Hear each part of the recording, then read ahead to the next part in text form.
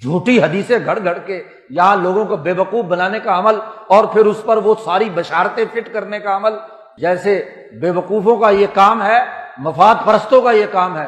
تو اس طرح کی فضول اور لغو کام کرنا کہ جی بس جنت ہمارے لیے ہے، یہ جنت صرف کنٹرول لائن سے اسی طرف ہے۔ 34 کروڑ مسلمان جو ہندوستان میں رہتا ہے اس کے لیے جنت نہیں ہے جی، تمہارے سے تو زیادہ ہے تعداد میں، تم 22 کروڑ کے لیے جنت ہو، جو بد اخلاق بھی ہوں، جھوٹے بھی ہوں، وہاں سے لوگوں کو لے کر آئے کہ پاکستان کا مطلب کیا، لا الہ الا اللہ، اور یہاں 70 سال سے لا الہ الا اللہ کے خلاف نظام قائم کیا، ظلم کا نظام قائم کیا۔ تمہاری حیثیت کیا ہے؟ ظالم متکبر، دین کی توہین اور مذاق اڑانے والے، وہ کسی ہندوستان سے لڑنے کے قابل ہیں؟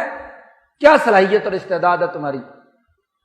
اللہ اور اس کے رسول کی آیات کے خلاف تمہاری اسمبلیوں نے، تمہارے مارشل لاؤں کے زمانے میں آئینی اور قانونی دفعات موجود ہیں جو قرآن کی نصوص قطعیہ کے سرے سے خلاف ہے۔ طلاق کا قانون قرآن کے مقابلے پر ہے، وراثت کا قانون قرآن کے علی الرغم ہے، سود کی پورا کا پورا نظام قرآن کی تعلیمات سے علی الرغم ہے، پھر دعویٰ ہے کہ ہم غزوہ کریں گے۔ یہ منہ اور اس طرح کے مقابلے کی باتیں، وہ لوگ جنہوں نے یہ کام کیا تھا وہ مخلص تھے، محسن تھے، ان کے صفت احسان کا تقاضا یہ تھا کہ مکران کے ساحل سے بلوچستان سے داخل ہوئے، غزنی سے ہندوستان لاہور میں داخل ہوئے تو بنگال تک پہنچے۔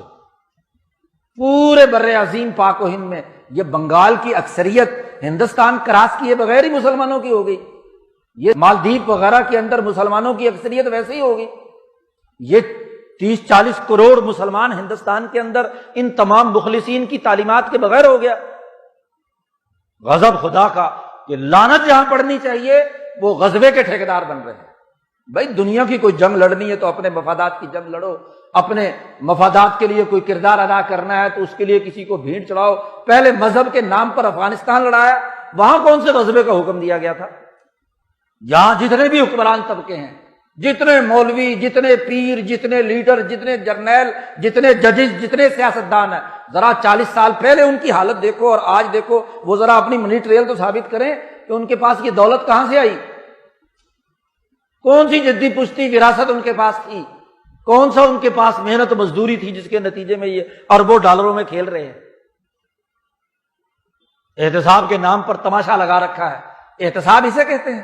احتساب تو بے لاگ ہوتا ہے، یہاں اوپر سے لے کر نیچے تک ہر پارٹی، مذہبی ہو یا غیر مذہبی، ججز ہوں، جرنیل ہوں، یہ صحافی جو 25-25 لاکھ کے ایک ایک گھنٹے کی تنخواہیں وصول کرتے ہیں، ذرا ان کی منی ٹریل بھی تو تلاش کرو۔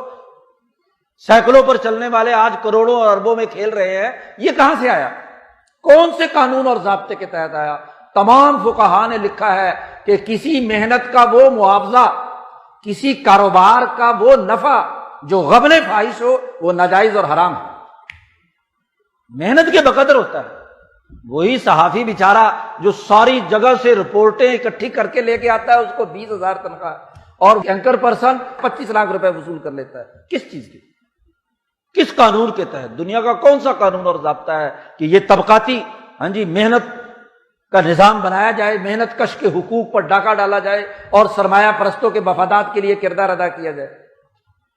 وہ پیر اور گدی نشین جو 2-4 پھونکے مارتا ہے، تعویذ گنڈے دیتا ہے اور اس کی بنیاد پر لاکھوں میں کھیلتا ہے، کس بنیاد پر؟ کیا محنت کی ہے اس نے؟ کیا انسانیت کے لیے